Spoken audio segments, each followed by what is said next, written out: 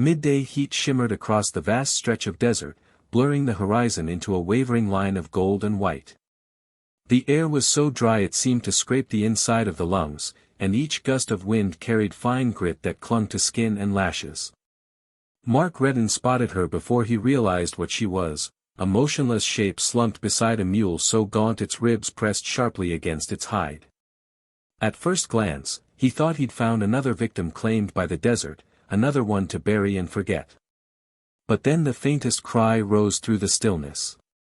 The sound was small, muffled, wrapped in a faded quilt that hid the baby's face. Her dress was torn at the hem, fabric stiff with sand and sweat, and her lips were cracked to the point of bleeding. She opened her eyes at the shadow that fell over her, their color dulled by exhaustion. He said nothing. He wasn't a man given to questions in moments like this. In one swift movement, he lifted her into the saddle, steadying her limp form with one arm while taking the bundle from her grasp. The baby's tiny hand flinched at the sudden shift of light, but its cry weakened to a whimper as Mark settled them both. The mule was beyond saving. Mark left it tethered to a low mesquite, where the desert would take it soon enough. The ride to town was long and silent, the rhythm of the horses' hooves the only sound besides the rattle of canteens and the baby's uneven breathing. Heat pressed down like a hand, but Mark kept his eyes ahead, guiding the horse over the rocky trail until the low roofs of the settlement rose from the dust. It wasn't much, just a scattering of clapboard buildings, their paint long peeled away, and a few weathered faces watching from shaded porches. They reached the main street, where boots scuffed to a halt and voices quieted. Heads turned to follow them, suspicion settling on her like another layer of heat. In towns like this, strangers were currency, and a woman alone, especially one with a child, was an invitation for talk. Someone muttered near the mercantile, the words lost to the wind, but the tone was clear enough. Mark didn't slow. He passed the saloon with its half-open batwing doors, the hitching post outside the livery, and the small clapboard church whose bell rope swayed idly in the breeze. At the far edge of town, the land opened up again, and there, leaning into the wind like it had been bracing against it for decades, stood his cabin. The place was plain but solid, built from weathered pine, with a porch just wide enough for a chair and a roof patched with tin. He dismounted, offering her a steadying hand when her knees buckled on the ground. She looked around as though she had stepped into some strange dream, her gaze catching on the chipped water barrel, the neat stack of firewood, and the open sky that seemed to swallow everything. Inside, the air was cooler, scented faintly with coffee grounds and wood smoke. The single room was arranged with the precision of someone used to being alone, a bed neatly made in the corner, a table with 2 chairs, and a rocking chair set near the hearth. A rifle rested on hooks above the mantel, and on a shelf, a row of worn tin mugs gleamed dully in the low light. Mark set the baby in a shallow wooden box lined with a folded quilt, a makeshift cradle. The woman sank into the rocking chair as if her body had been waiting for that exact relief. She murmured something, maybe thanks, maybe a prayer, but he didn't ask her to repeat it. He pulled off his hat, set it on the table, and stepped outside without a word, leaving her with the faint creak of the chair and the sound of her own breathing. The sun dipped lower, casting long shadows through the single window. She leaned her head back, eyes closing for the first time since she had woken in the sand.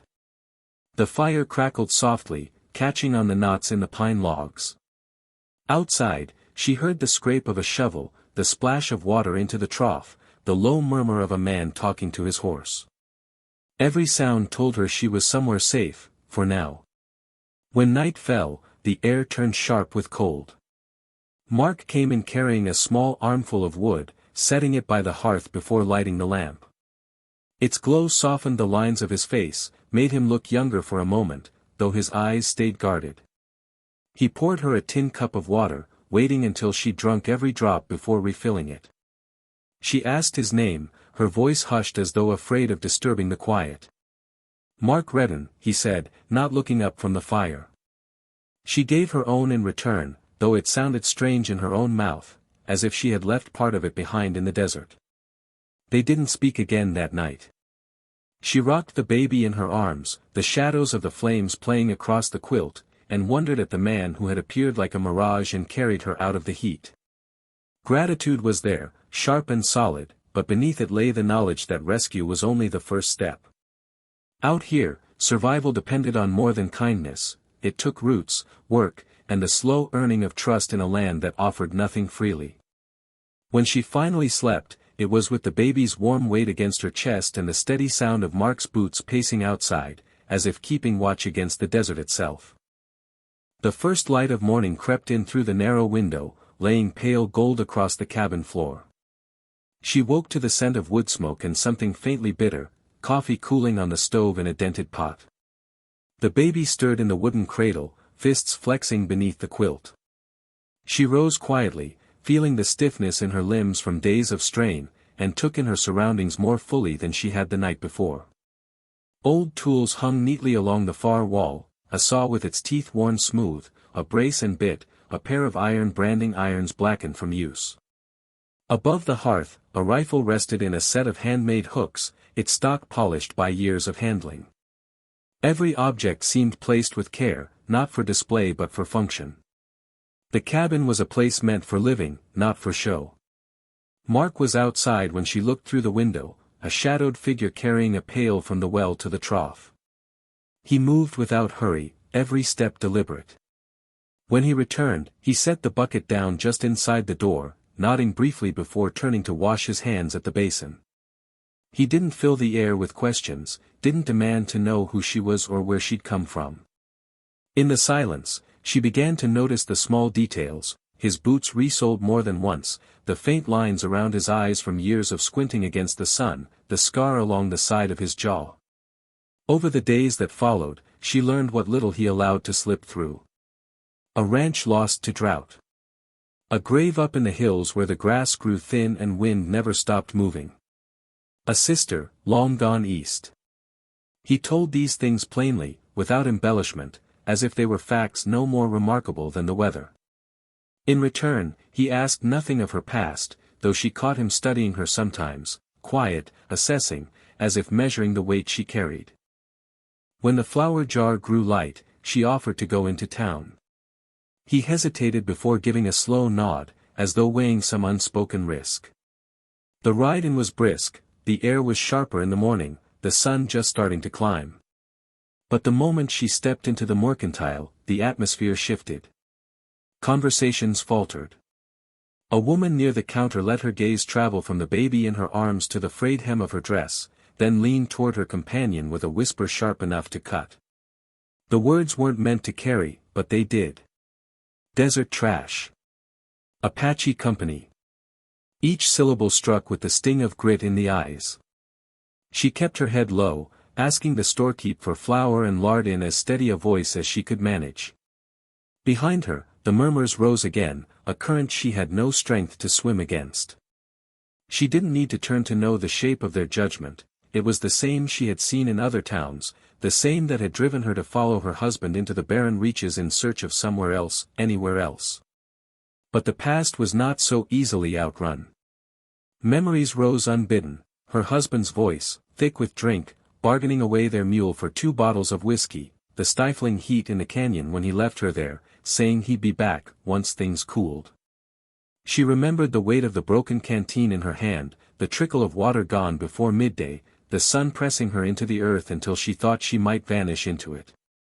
By the time she stepped back into the street, the sack of flour slung over her shoulder, the day's heat had begun to close in. Dust clung to her skirt, a faint ring of it staining the fabric where her hands had gripped. She rode back to the cabin without a word, her throat aching not from thirst but from holding back what wanted to spill out. Mark was at the chopping block when she arrived, the steady rhythm of the axe splitting wood. He looked up once, his gaze lingering for a beat on the set of her shoulders, the tilt of her head. She brushed past him, setting the flour on the shelf, her hands moving faster than they needed to. He didn't ask. He never did. That night, after the baby had been laid in the cradle and the fire had settled into a low, steady glow, she found him at the table with a length of faded fabric spread out before him. It was the child's shawl, worn thin along the edges, a small tear fraying wider each time it was wrapped. His head was bent, shoulders hunched slightly as he threaded a needle. He worked slowly, making small, careful stitches, the kind meant to hold for years rather than days. She stood there a moment, saying nothing, watching the light from the lamp catch on the curve of the needle and the rough skin of his hands. When he was done, he folded the shawl and set it neatly at the foot of the cradle, as if it had always been whole. She lay awake long after, the sound of the wind moving over the roof, the smell of wood smoke drifting through the room. The words in town clung to her like dust that refused to be brushed away. But when she thought of the shawl, mended without comment, it was the one thing that felt clean. It began with the wind changing, the air growing heavier, tasting of metal and dust. By late afternoon, the sky had turned the color of tarnished copper, and the sun hung as a pale coin in the haze. She had been on the porch with the baby when the first hard gust came, snatching at her skirt and filling her mouth with grit. In the distance, the horizon blurred and swelled, a great wall of moving earth bearing down on them. Mark came from the corral at a steady, unhurried stride, though his coat snapped and flapped like a torn flag in the rising wind. Inside, he called over the howl, and she didn't question him. While he led the horse into the shed, she pulled the shutters closed, the wood groaning against its hinges. She checked the latch on the door twice before sinking into the rocking chair, the baby pressed to her chest, the quilt drawn tight around them both. The storm arrived with the force of a living thing. Wind screamed through the cracks in the cabin walls, carrying the sting of sand. Each gust rattled the roof like it meant to peel it away. Mark came in shaking grit from his shoulders, his hair dusted with it, eyes narrowed against the sting. He dropped the bar across the door and glanced once at her, his gaze lingering just long enough to assure himself she was unharmed. The hours stretched long, filled with the constant battering of wind and the occasional groan of the timbers. Outside, the world had vanished into a shifting, grinding void. Lightning split the sky without warning, sharp and white, lighting the room for a breath. That was when she saw them, three dark shapes on the ridge beyond the shed, silhouettes etched against the flash. Her whole body went rigid. The air inside the cabin was already hot and dry from the storm, but her hands went cold. She knew them. The slope of their shoulders, the set of their hats. Men from her husband's old camp. Men who had stood and laughed when he left her in the canyon, who hadn't offered so much as a sip of water as she begged. Mark followed her gaze through the narrow gap between shutter and frame. He didn't speak, only turned to fetch the rifle from above the hearth. He checked the chamber with the care of a man who trusted his weapon more than words, then laid it on the table within easy reach. She felt the baby's heartbeat against her own, small and fast, and tightened her hold until he squirmed softly against her. The men didn't move down the slope. Whether the storm kept them there or they meant to wait for its passing, she couldn't guess. But their shapes burned into her mind as if carved there by the lightning itself. Mark set about banking the fire, his movements calm, unhurried. If he shared her unease, he hid it well. Night fell heavy, the wind rising and falling in long, mournful cries. She dozed in short, fitful snatches, waking each time the cabin gave a deeper shudder. Once, she heard the slow creak of Mark's boots across the floor and opened her eyes to see him standing at the window, watching the ridge. His profile was carved in the dim firelight, every line of it set in quiet vigilance. The storm broke just before dawn. The wind stilled first, leaving behind a strange, ringing silence. Then came the scent of wet earth, rich and almost sweet, the reward of rare rain on dry land. She stepped outside to find the yard blanketed in a thin crust of damp dust, the air cool on her skin. The ridge lay empty. The men were gone. Mark came out behind her, wiping his hands on a cloth. "Ground'll hold water for a day or two," he said, glancing toward the horizon as if to be sure it was clear. She only nodded, the words caught somewhere between her throat and her heart. All that morning, she moved through her chores with a mind half elsewhere. The sight of those riders lingered, but so did the memory of Mark's quiet readiness, the way he'd placed the rifle, the way he'd stood watch without being asked. She found herself watching him differently, not as the stranger who had pulled her from the desert, but as something steadier, something that stood between her and the world that had once left her to die. When evening came, the sky washed clean by the storm, she set the baby down and stepped to the doorway.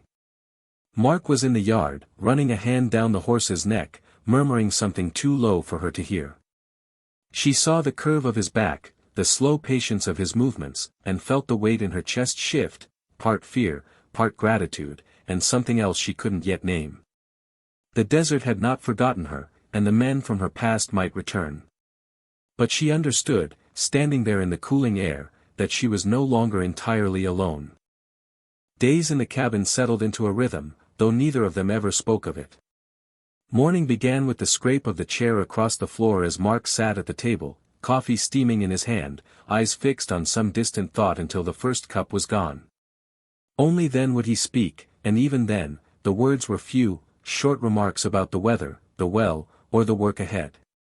She came to recognize that quiet as his way of making space for the day to take shape. She learned the patterns of his hands, always busy, always fixing. A latch that caught too loosely, a hinge that groaned, a split in the water bucket. He mended without complaint, moving with the unhurried certainty of a man who had spent years relying on himself. In return, he seemed to notice more than she realized. The way she braided her hair tight before starting the fire. The small tune she hummed to suit the child, a melody her mother had sung in another life.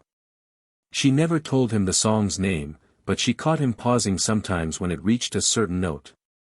Yet the air between them held more than the quiet of shared living. It held something taut, like the line of a tether between two anchors in a storm. The unease began with hoofprints, half-circles pressed deep in the earth near the creek bed, leading toward the cabin but never to the door. They appeared in the mornings after she woke, gone by the time Mark came in from tending the horse. She didn't need to see the riders to know they were the same men from the ridge. One evening, as she brought in a bucket of water, she found him crouched near the fence, fingers pressed to a fresh set of tracks. He looked up, his eyes meeting hers for only a moment before he straightened. "They've been here again," he said simply. She wanted to ask how close, how many, but the words died in her mouth. That night, after the baby was asleep, he leaned against the doorframe, arms folded. "We could go," he said, his tone measured. "There's a settlement 2 days south. Safer than here." She shook her head before he'd finished. "Running's never saved me," she answered, her voice soft but firm. "If they want to find me, they will." He didn't argue, though his jaw tightened. For the next few days, he stayed closer to the cabin, his work never taking him far enough that she couldn't see him through the window. She wondered if it was for her comfort or his. By the end of the week, the tension had settled into their evenings as well. The firelight threw long shadows across the table where they ate in near silence, the clink of spoons against bowls filling the space between them. The stew was simple, beans, bits of salted pork, carrots from a neighbor's patch, but the warmth of it spread through her chest as she ate. It was then, in the quiet lull between one bite and the next, that she asked it. "Why did you stop for me in the desert?" The words surprised her as much as they seemed to surprise him. His hand stilled halfway to his mouth, spoon hovering over the bowl.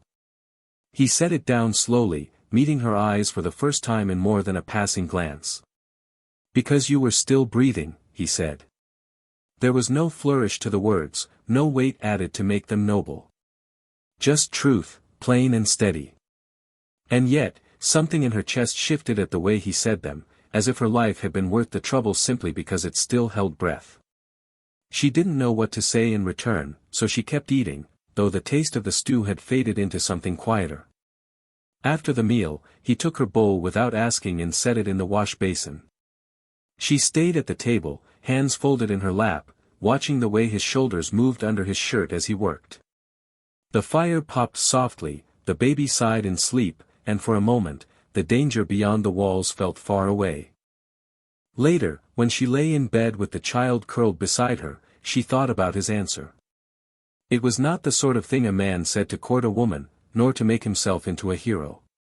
It was a reason that needed no embellishment, and it made her feel, for the first time in a long while, that her being here was not a burden to someone else. Outside, the wind carried the faintest echo of hooves over the hard ground. She closed her eyes, knowing the riders were still out there. But now, the thought of them didn't leave her hollow.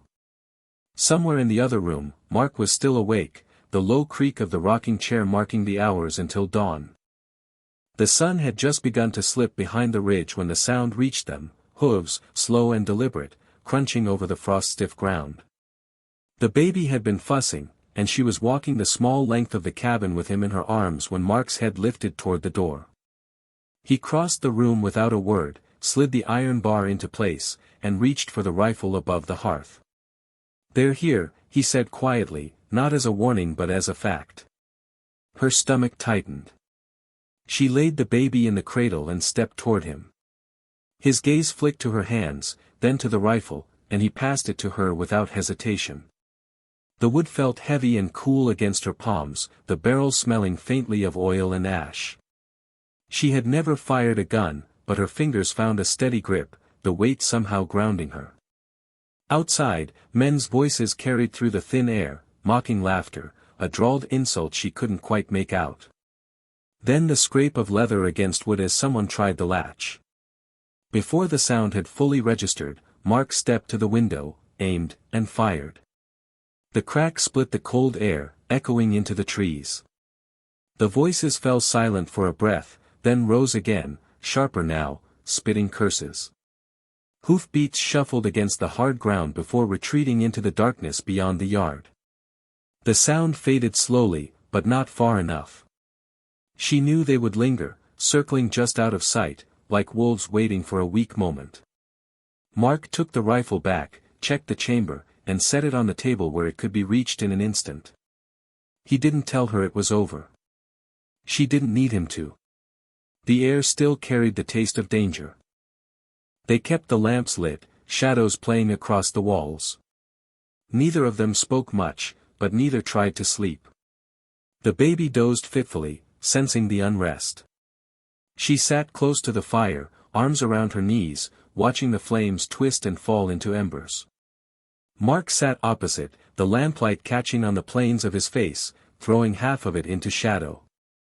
After a long stretch of silence, she began to speak, not for comfort, but because the quiet between them felt safe enough to hold the truth. She told him about the mule, how her husband had traded it for whiskey in a town 3 days from here.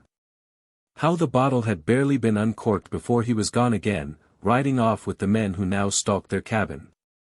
She spoke of the heat in the canyon, the way the rocks reflected it until the air shimmered, of the cracked canteen that held more sand than water. She told him how the men had watched her from the shade, laughing, as she begged for water. How they'd ridden away before the sun dipped low, leaving her with a baby barely old enough to hold his head up. Her voice didn't shake, she had told herself the story too many times for that, but when she stopped, the silence felt heavier than before. Mark didn't speak right away. The fire popped, sending a small spray of sparks up the chimney. Then he reached across the narrow space between them, his hand closing over hers. The skin was rough, the grip firm but not possessive. It was not the touch of a man claiming, nor of someone offering hollow pity. It felt instead like a gift, something returned to her that had been taken long before she knew how much it mattered. Her eyes lowered to their joined hands, to the difference between them. His bore the marks of work and weather, hers carried the thin lines and hollows of years spent with little rest, little kindness. The baby stirred in the cradle, letting out a soft cry, and she rose to lift him into her arms. His warmth seeped into her, and for the first time in years, her chest loosened enough to take in a full breath. Mark didn't move his hand from where it had been, as though keeping the space open for when she returned. She sat again, the baby against her shoulder, the weight of the moment settling between them like a blanket neither had asked for but both needed. They stayed like that until the fire sank into glowing coals. Outside, the night was still, the riders either gone or waiting. She didn't know what tomorrow would bring, but she knew she wouldn't face it alone, not anymore. The first light of dawn stretched pale and thin across the clearing, touching the frost-silvered grass and the dark shapes waiting beyond it. She saw them before she heard them, 5 riders this time, not 3, their outlines sharp against the rising sun. The cold air carried the creak of leather, the dull clink of spurs, the faint smell of horse sweat and gun oil. Mark was already outside, standing in the open space between the cabin and the line of trees. He held no weapon in his hands, though the rifle lay within reach on the porch. His stance was steady, as if the earth itself had rooted him there. She stepped onto the porch, the weight of the rifle balanced against her hip. Her braid slipped forward over her shoulder, brushing against the fabric of her dress. The baby rested on her other hip, shifting slightly as if sensing the tension in the air. The riders slowed, fanning out until their leader was directly in front of Mark. He was a broad man with a weather-cracked face and eyes the color of pale mud. His mouth curled into something that wasn't quite a smile before he turned his gaze to her. He spat at her feet, the sound loud in the quiet morning. "Didn't think you'd crawl this far," he said, his voice thick with contempt. Then, with the precision of a blade finding an old wound, he called her by the name her husband used to spit when the whiskey was gone and his temper was quick. She felt the heat rise in her chest, but before she could answer, Mark spoke. His voice was even, almost low, but it carried through the clearing like a warning bell. "You're going to ride," he said. "You're going to ride until the heat takes you. Because if you turn back, you won't see the sun set." The leader's horse shifted beneath him, ears flicking. The men behind him exchanged quick glances, the kind that pass between those who've seen enough to know a bluff from a promise. Mark's eyes never left the leader's. The silence stretched, heavy as iron. Finally, the man leaned back in his saddle and jerked his chin toward the trees. The riders turned one by one, their departure as slow as their arrival.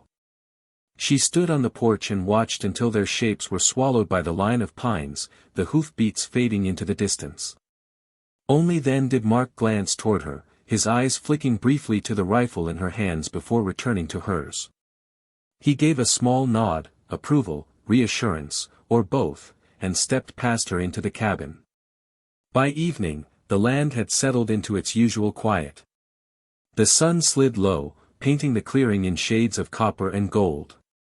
She brewed coffee on the stove, the smell curling through the air like a gentle claim on the space they shared. The baby slept deeply after a long day, the soft rise and fall of his breath filling the room with a peace she hadn't thought possible. Mark sat in the rocking chair by the fire, one hand resting lightly on the child's back as the chair moved in slow, steady arcs. The firelight caught on his features, softening the lines carved by years of wind and work. His gaze was fixed on the flames, but there was something in the set of his shoulders, something lighter, as if a weight had been eased. She stood in the doorway, leaning one shoulder against the frame. The sight of them, the man who had carried her from the desert, and the child who had been her only reason to keep walking, was something she wanted to etch into memory. It struck her then that she had been given more than shelter here. She had been given a place where she wasn't measured by the worth of a mule or the whispers of a town. A place where her name was not a curse. The coffee hissed softly on the stove, and she poured 2 cups, setting one on the table beside him. He looked up, meeting her eyes, and for a moment, neither of them spoke. There was no need. The room was full enough, with warmth, with the steady breath of the child, with the knowledge that survival had become something more. She sat across from him, her hands curled around the cup for the heat. Outside, the first stars began to show, bright and sharp in the darkening sky. Somewhere far beyond the ridge, the men were still riding, the horizon carrying them further with each passing hour. In here, the fire burned low, the rocking chair moved in its quiet rhythm, and for the first time in a long while, she let herself believe that tomorrow could come without fear.